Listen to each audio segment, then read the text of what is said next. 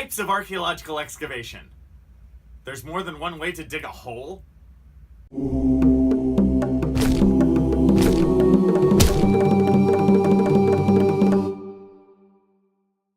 Archaeological excavation.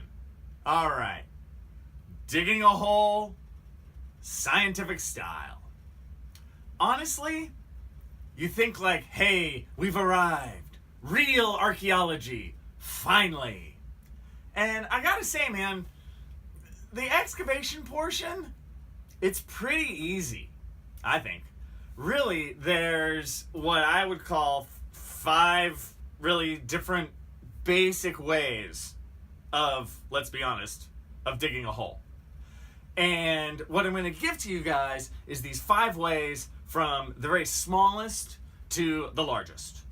And what we're seeing here is this constant interplay when you're digging of how much do you destroy versus how much information do you get. So it's really the more you destroy, the more information you get. And there's a delicate balance there, right? Do you want to destroy your entire site in one swoop? Is that the ethical thing to do? Or are you digging such small holes that you're kind of getting nothing? So it's at this level where we really want to have a good balance of digging enough where we get good data, not too much where we destroy the site, but not too little where it's pointless. So let's just start off with smallest to largest way to dig. Number 1, it's called an auger. So what's an auger? Some of you might have used these before for digging like post holes, in your backyard or this kind of thing. There's different kinds. There's ones that kind of have a screw on the bottom. There's those chunk it and lift it and pull it over. Those dirt ones where you go chunk, chunk, and you pull them out. The common archaeological auger is called a bucket auger. And what it is it's a pipe with a T intersection that you can turn like this. And at the bottom of the pipe, there's basically a little mini bucket. And it's usually about the size of a Coke can. They can be a bit bigger. The biggest ones I've seen, maybe around that. But you'll find these more common ones that are about Coke can size. So at the bottom of this Coke can sized bucket, there are 2 or 3 little teeth there. And you just screw it into the ground and you pull it out. And you get basically a nice little cylindrical soil sample. And you just keep doing it. Common in archaeology, you do 10 centimeters at a time, kind of screw it in, pull it out, drop it, and you keep going. Now, that is going to be not very hurtful on your archaeological site, right? I would call it the least destructive mode of excavation in archaeology, an auger, but least amount of information. These things are really great if you're trying to get maybe enough organic material for a carbon-14 date, or you're getting an initial feeling of how the stratigraphy is at your site. So augers can be really useful, but I rarely, if ever, have been on a project where you're only using augers. They're pretty small. Number 2, an STP. That stands for shovel test pit. You'll never guess what you dig it with. A bulldozer? No.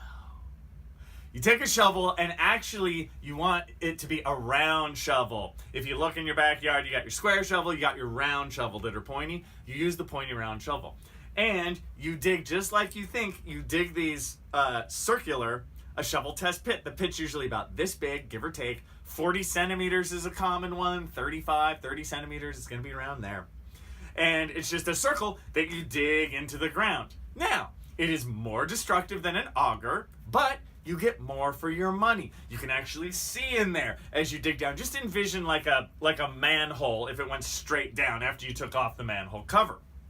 Straight down this tube into the dirt. And you can kind of get down there and you can sort of see the stratigraphy, right? STPs are really worthwhile as well. And now you can get kind of a big enough sample of the dirt that you're digging through, and you might be able to kind of see some more artifacts than you did before, have a feeling of, oh, there's a house floor here or something. STP, common thing in archaeology, and very simple. You just use a shovel, and you make this circular hole. Now, we're also talking about economics, right? As we start doing this digging process. For every 5 augers, you can maybe only do 1 or 2 STPs. So how far on the landscape are you going, right? You want to think about these questions. Number 3. Number 3. Number 3 is the 1 by 1 meter test pit. Old school classic. If there is one way to know how to dig, the 1 by 1 meter test pit. These are often also called a unit. If you dig 1 square 1 by 1 meter test pit, that'd be like, oh, you're on unit 1. If you dig a second one, oh, you're on unit 2. That's how we talk about it in archaeology. The 1 by 1 meter test pit, people, you'll hear over time, they'll talk about, oh, that's so old school. Oh, that's so old and ancient. I can't believe you still dig a 1 by 1 meter test pit. They work. They're good. They're my favorite. The 1 by 1 meter test pit. So 1 meter, it's like, a nice 39 inches for you imperial types. 1 by 1 meter test pit, aligned to north. You dig it straight down. Gives you a nice flat profile of the soil as you go down. Oh, here's where the artifacts change. Oh, here's a house floor right here. Oh, here's the corner of the pyramid. Whatever. The 1 by 1 meter test pit, and you string it at the top. Many of you may have seen this kind of thing if you've seen movies or even documentaries where at an archaeology site you see all these kind of waffle-looking square strung things all over the place. Those are 1 by 1 meter test pits. Classic old school archaeology. They still work 100 years later, right? The 1 by 1 meter test pit. 4. We can expand the 1 by 1 meter test pit. Hey, let's do a 2 by 2. How about a 3 by 3? Right, you just go outward like that. I do number this as number 4 because it's different enough. It's a larger excavation. If you're doing a 4 by 4, that ain't the same as a 1 by 1, my friend. We are talking a 4 meter by 4 meter big square. Now, if we think back, a 4 by 4 meter square, that takes so much longer to excavate than you could do, 50 augers? And again, this is going to matter at your site. Is your site really small? Will it work, but with a 4 by 4 in a really small spot? Is your site acres and acres of stuff? Are you going to need more of an auger as you go through to test over time? Or how about a bit of both? Or 3 things. The average archaeology project does a bunch of this stuff, where maybe you'll have, I'm going to do 3 1 by 1s in this area. I'm going to do some augers to figure out what's going on in a larger context. And you know what? I'm going to do 2 STPs over here because these fit. It's a smorgasbord of digging opportunity at a typical archaeology site, right? And you will just relate it back to your research design. Remember the time? Of what you're going to do. And it'll help you in your archaeology project to have a good methods based where I'm going to dig these kind of holes. They're going to be this big. They'll take about this long. Number 5. So, you're not really into that saving your site thing, right? You're not really a conservation-minded person. A trench is for you. Yeah, here's your archaeological site and kablam! Trench right through. How big is it? Is it 10 meters wide? Is it 5 meters wide? I don't know. Who cares? You just hammer that sucker right through. A trench has all different kinds of measurements. It just depends on the size of the site. A trench is, of course, brutally destructive. But you get a lot of information, don't you?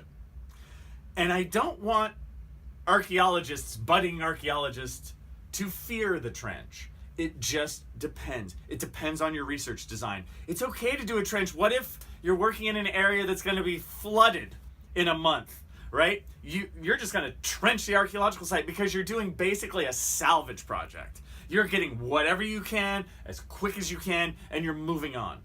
Because of their destructive potential, of course, trenches are rare in archaeology, but they're around. And again, if you see someone using a trench, don't think they're unprofessional or something like that. Even a trench has its moment, has its reason. So there you go. 5 ways of doing it. From a hole that's this big to a hole that's as big as a street. I mean, a trench could be, I've seen them 100 feet long, 20 feet wide, 100 feet long, that kind of thing. So from the small to the tall, destruction versus information, you be the judge.